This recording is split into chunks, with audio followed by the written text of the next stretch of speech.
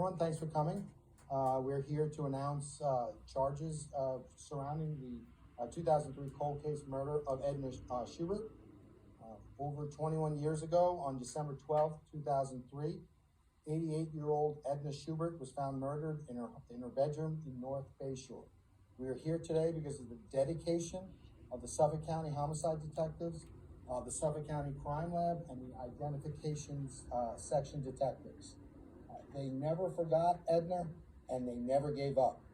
In May of 2023, 20 years after the murder, retired homicide detective Pat Albergo called the homicide section. He had read a book about advances in technology in the area of latent fingerprints and DNA, and he called homicide to talk about his thoughts on that, as well as Edna's murder. Pat, on that day, called the homicide section and asked them to re-examine the case, and that is in large part the reason why we're here. Some cases, as investigators, some cases stick with you, and the murder of 88-year-old Mrs. Schubert was certainly one of those cases. And everyone in the Suffolk County PD who worked on it, as well as the Suffolk County Lab who worked on it, they remembered this case, and they never forgot. And we are here today because the defendant, Ray Tierney, because of those efforts, is now indicted for murder in the first degree for having caused Mrs. Schubert's death. In addition, he is also charged with 2 counts of murder in the second degree involving that case as well.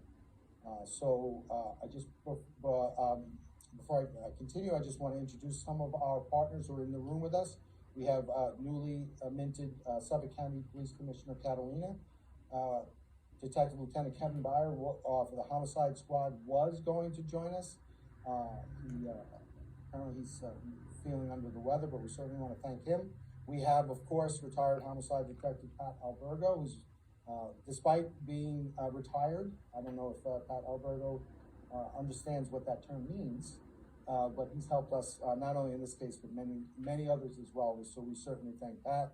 We have newly retired detective Brendan O'Hara, who's standing in the back. I want to thank Brendan for his work in this case. We have Detective Pete Barber, I think, in the room.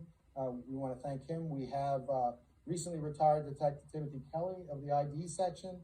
And we want to thank him. We have Detective Sergeant Donna Giordano, formerly of the Homicide Bureau. She's standing with us in the room today. She's now working in my DA squad. And we want to thank them. Not present, we have ID Detective John Keene and ID Detective Nancy Dougherty.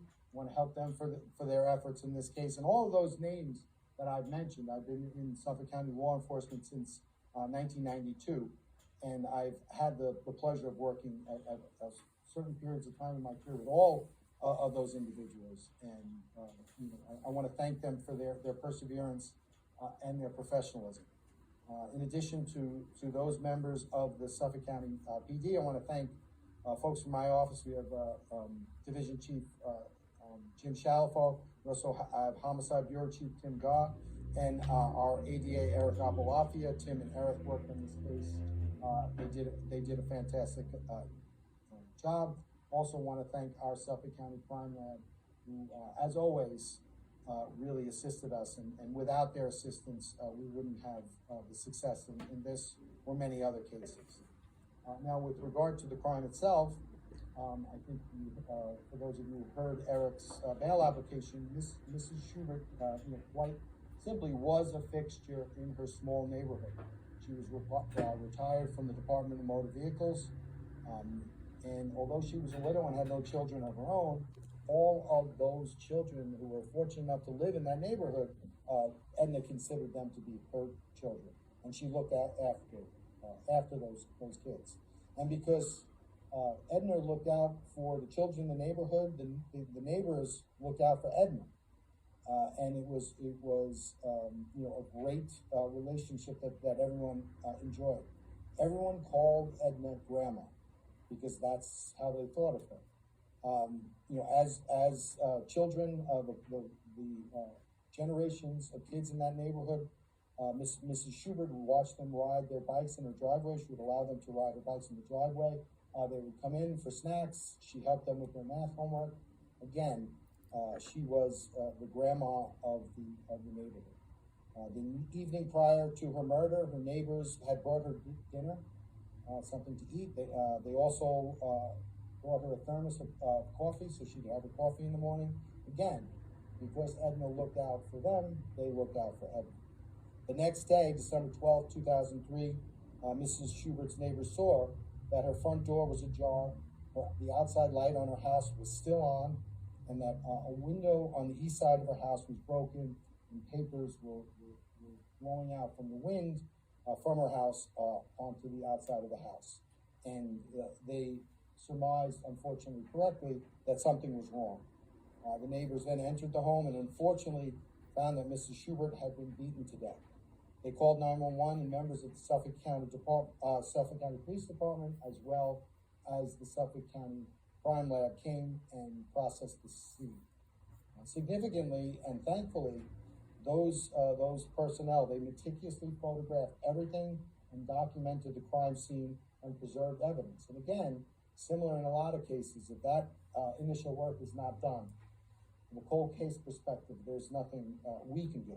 So we're fortunate, we're certainly fortunate that they did such a great job with the crime scene.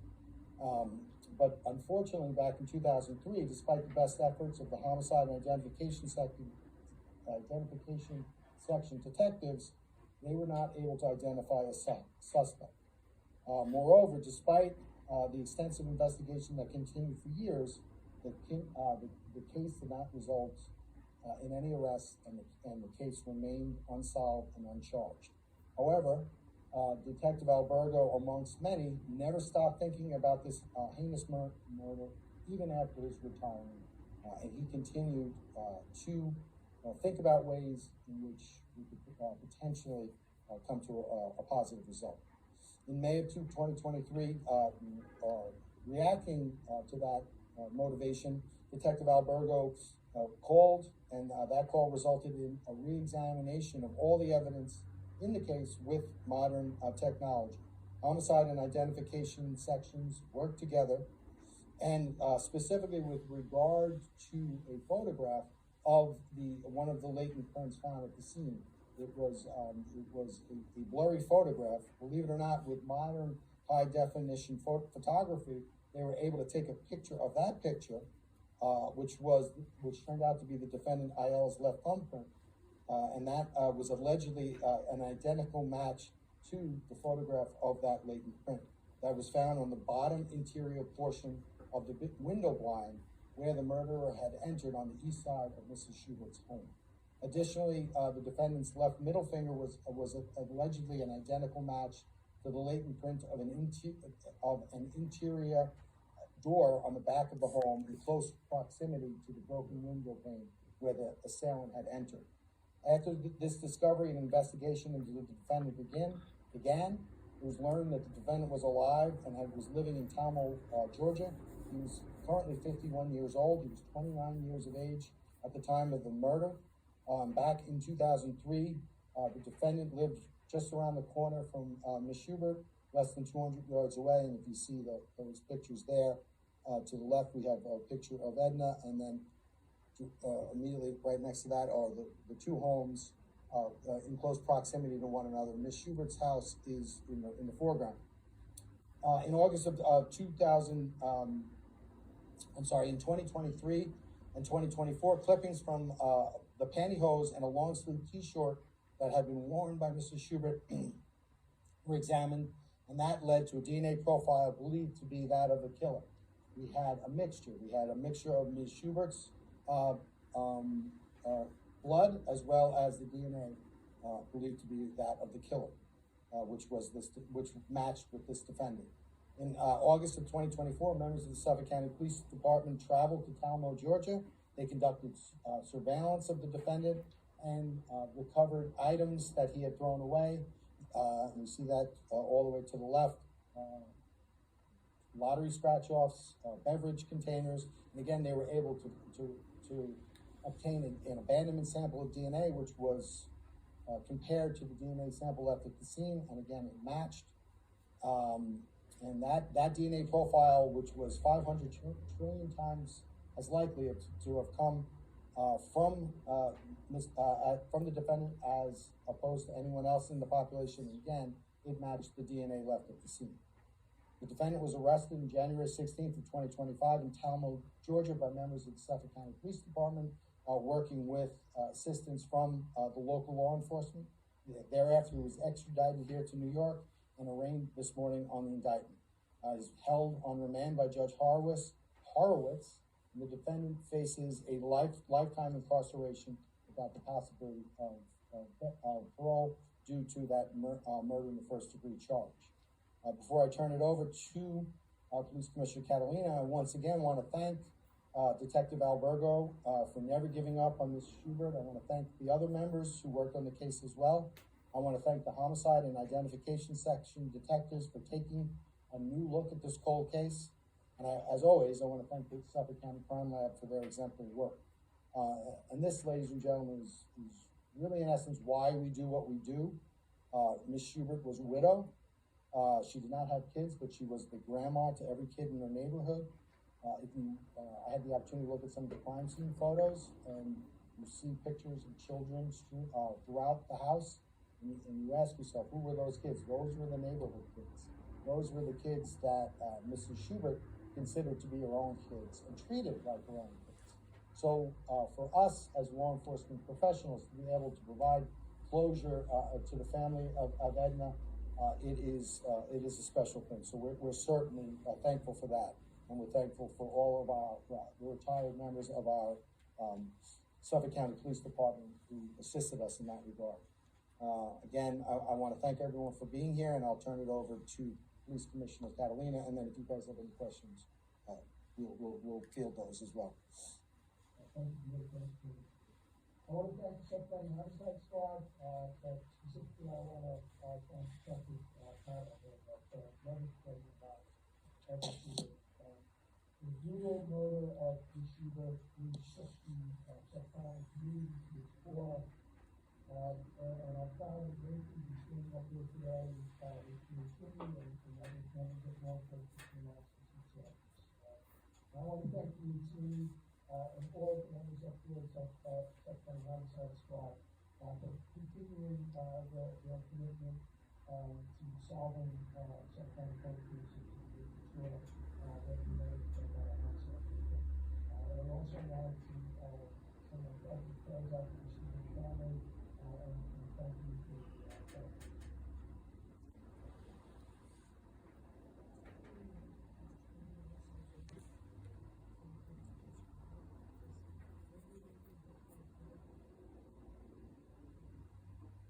I don't believe there was any specific relationship with Ms. Schubert.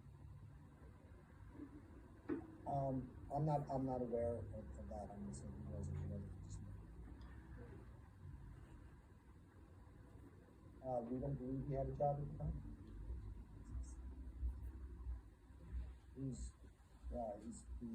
Apparently he has not the ability here, so he communicates through sign.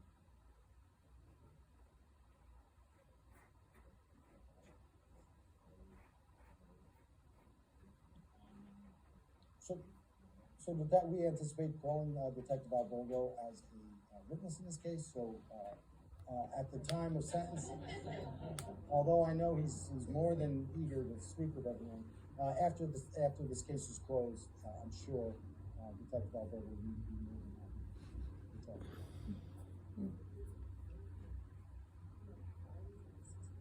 So what it was, and this is really kind of hard, like the immediate genesis. You have the DNA, but you have that photograph which was taken with the technology. I'm sorry, you have the latent print which was taken with the technology at the time, which was not high def. So you were not able to get it. If you put it into a database, you're not able to get a match. But even if you took the picture of that blurry photograph with high definition photography, you were able to then place it into a database and get a match. And then, so that high def photo of the latent print was placed in a database, and that's where we got the hit. This defendant had a prior arrest from Nassau County, I think from 1995. And that was I believe it was from Virginia.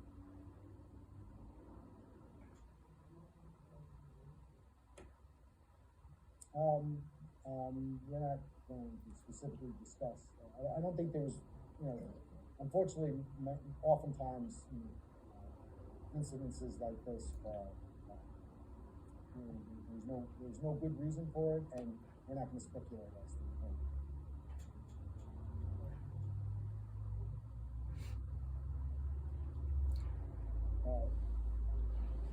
So they're just different, they're murder of Ms. Schubert under different theories.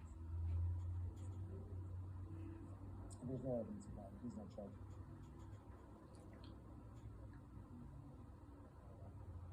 So the nuclear DNA that, well, specifically with regard to there are two different types of DNA, primarily in the case involving the defendant, women. That is mitochondrial DNA, and the nuclear DNA, which is obtained from the interior of a hair, which is heretofore hadn't been done before in New York State. The DNA we're talking here is specifically a mixture of DNA. That mixture being having two contributors, one being the victim, one being the alleged defendant. Well, that is nuclear DNA. It's just a different. It's a different process. It's not whole genome sequencing. It's not SMP or single nucleotide polymorphisms, which we use. Okay. That this case we use STR, short term.